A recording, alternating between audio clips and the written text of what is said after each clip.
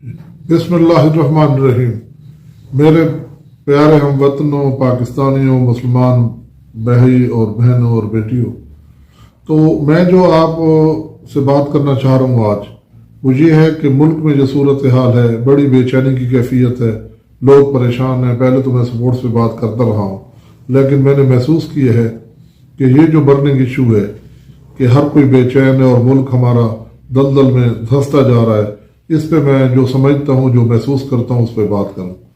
मेरे प्यारे हम वतनों, हमने माजी में देखा कि ईस्ट इंडिया कंपनी में यहाँ पे कब्जा किया और सिर्फ चंद हजार थे, 15-20 हजार अंग्रेज थे जिन्होंने पूरे बड़े सगीर यानी इंडिया, पाकिस्तान, बांग्लादेश और भी इलाकों में कंट्रोल किया। और हमारे सामने आप पाकिस्तान का एक ड्रामा भी गुजर चुका है, ताबीर, उसमें भी दिखाया गया कि सामने ही गोलियां मारी जाती थी लाइनों में खड़ा करके और फांसियां दी जाती थी और किसी को हिलने की गुंजाइश नहीं होती थी, बल्कि आगे फायर करने वाले भी यहीं के लोग होते थे, मकामी होते थे।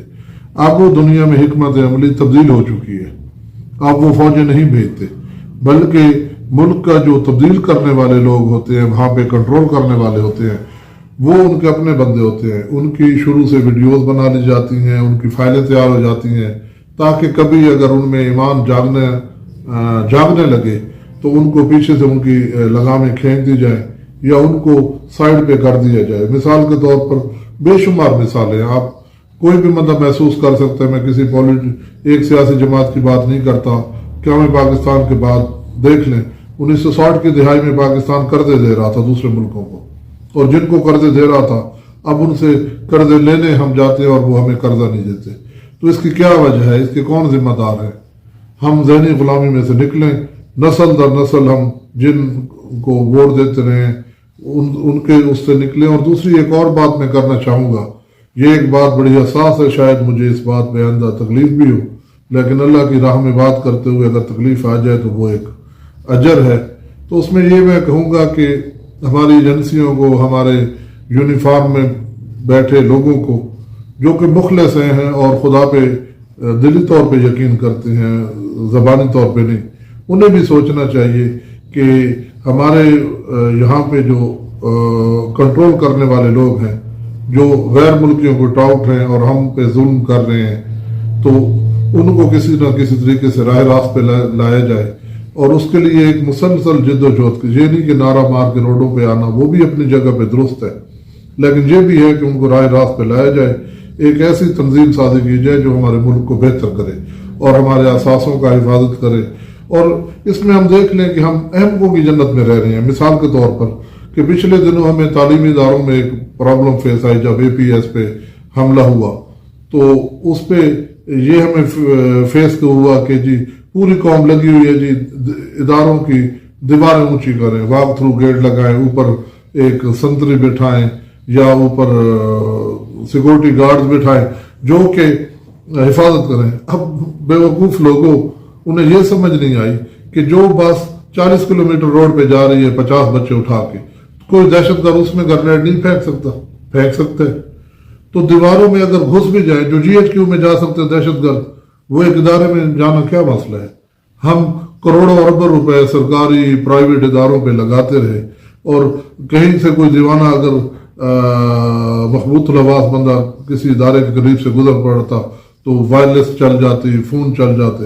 हालांकि हमारे दीन को हम पकड़े, दीन में क्या है? दीन में यह है कि शहादत जो है मुसलमान मांगते रहे हैं। अगर 1000, 2000, 3000 बंदा साल में अगर दहशतगर्दी का शिकार हो भी जाएगा तो वो तो दहशतगर्द तो एक इजराइल को साथ लेके आ रहा है, वो जो आ रहा है अपनी जान जो हथेली पे रख रहे हैं उसमें तो कुछ कर देना है। मौत मसला नहीं है, खात्मा ईमान पे होना मसला है। तो उसमें ये देखें कि अब जो लोग मिसाल के तौर पर मोबाइल स्नैचिंग करते हैं, 5-6 बच्चों का बाप जा रहा है, चंद हजार के मोबाइल के पीछे उसे गोली मार देते हैं, उसका पता है। हम उन चीजों पे जोर लगा रहे हैं कि जो हल हासिल होने वाली नहीं है, या जो हो भी जाए तो क्या हो जाएगा? अगर 3000, 4000 बंदे शहर में से, मुल्क में से शहीद हो जाएंगे तो कोई मसला नहीं है। लेकिन जो पल पल मर रहे हैं, मिसाल के तौर पर एक मजदूर की मजदूरी जो है 700 या 600 है, جب اس کی مزدوری نہیں لگے گی تو وہ کھائے گا کہاں سے، بیمار ہوگا، الٹا بیماری سے مزدوری بھی رک گئی، یہ بھی. تو یہ چیزیں ہم کہاں پہ کھڑے ہیں؟ یہ لمحہ فکری ہے، ہمیں یہ سوچنا چاہیے. ہاں اگلی چیز جو ہے، اور مایوس نہیں ہونا چاہیے عزیز ہم وطنوں. مایوسی میں یہ ہے کہ اللہ تعالیٰ کے احکامات ہیں کہ ہر انسان سے وہ پوچھا جائے گا جو اس کے دائرہ اختیار میں ہے. ہم ٹھیک کہتے رہیں اور ٹھیک عمل کرتے رہیں. جہاں پہ ووٹ کا چوائس ہو ووٹ بھی دیں. میں نہیں سمجھتا کہ ہمارے ووٹ سے تبدیلی آتی ہوگی. تبدیلیاں جو ہیں کسی اور ذریعے سے آتی ہیں. لیکن بہرحال اچھی بات کہیں، اس کا بھی اجر ہے.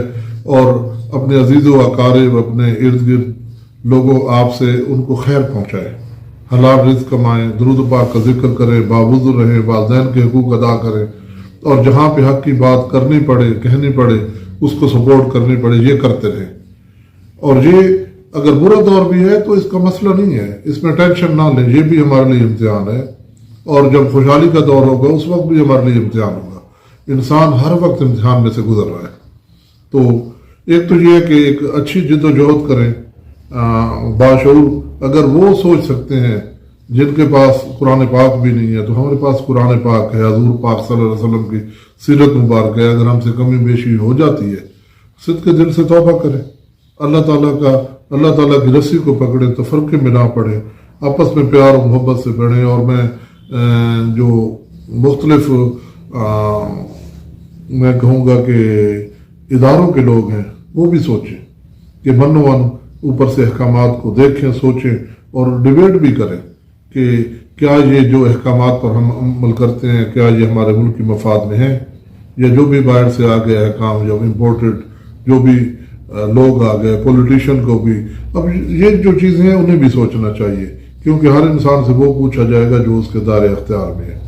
تو میں یہی کہوں گا کہ مایوس نہیں ہونا، اللہ کی رسی کو مضبوطی سے پکڑیں. ہاں مشکل حالاتوں اور مضبوطی سے پکڑیں. اس کی مثال میں ایک دیتا ہوں. ہر جگہ پہ ڈیبیٹ ہے اور لوگ مایوس بھی ہوتے ہیں. مثال یہ ہے کہ ایک بندہ دجال کے دور میں آئے گا، شہید ہو جائے گا حق پہ بات کرتے ہوئے، اس کا خاتمہ ایمان پہ ہو گیا، کامیاب ہو گیا. اور دوسری طرف ابو لہب اور ابو جہل حضور پاک صلی اللہ علیہ وسلم کے چچا تھے، انہوں نے بہترین دور میں تھے، حضور پاک صلی اللہ علیہ وسلم کو سامنے پایا لیکن وہ نہیں کر سکے، بدبخت تھے. تو اس لیے بدبختی اور خوش بخت کرنے کے لیے کہیں دور دراز جانے کی ضرورت نہیں ہے. اپنا دل کا دماغ کا احتساب کریں اور بہتر کریں اور بہتر کہیں. آپ کی ہر زبان سے کسی کو تکلیف نہ پہنچے. اور ایک اور بات، اگر ملکی طور پر ہنگامے ہوتے ہیں آپ آواز بلند کریں جس کو آپ حق سمجھتے ہیں. اور سیاسی طور پر یہ آپ کا امتحان ہے. جس سیاسی جماعت کو آپ سپورٹ کرتے ہیں آپ اپنے دل میں سوچیں کہ کیا آپ کا خود نمائی کا جذبہ ہے یا ذاتی مفادات ہیں اس میں، تو پھر آپ کی جو سیاسی پارٹی بھی ہے وہ غلط ہے. ہاں اگر آپ کو جس کو لیے چل رہے ہیں، جس کے لیے جد و جہد کر رہے ہیں، اگر آپ دل سے سمجھتے ہیں کہ وہ اسلام اور پاکستان کے لیے بہتر ہے، تو پھر آپ کی کوشش بھلے آپ غلط بھی ہوں گے، اگر آپ کا دل اسی جگہ پہ مطمئن ہے تو ٹھیک ہے. یہ آپ خود اپنا پلس مائنس دے سکتے ہیں، کیونکہ آپ ان کو ماضی، ہر ایک کا ماضی آپ دیکھ چکے ہیں. تو یہ چیزیں اس میں مایوس نہیں ہونا. ہر انسان سے وہ پوچھا جائے گا جو اس کے دائرہ اختیار میں. اگر کوئی ظلم کر رہا ہے وہ بھی امتحان میں ہے، اگر ظلم ہو رہا ہے وہ بھی امتحان میں ہے، اگر کوئی دیکھ رہا ہے وہ بھی امتحان میں ہے. وہ خود دیکھے کہ اللہ تعالیٰ کے احکامات اور سنت ہمیں اس وقت اور اس سچویشن میں کیا کہنے کا درس دیتی ہے، جو کیا کرنے کا درس دیتی ہے. تو جو حکم ہے اس کے مطابق عمل کریں. اور دوسری بات، اس جہان میں ناحق قتل ہو جانا میرے حساب میں ایک کامیابی ہے. اور ہم دیکھتے ہیں کہ کربلا کے شہداء جو ہیں ایمان پہ رہتے ہوئے انہوں نے جام شہادت نوش فرمایا اور کامیاب ہو گئے.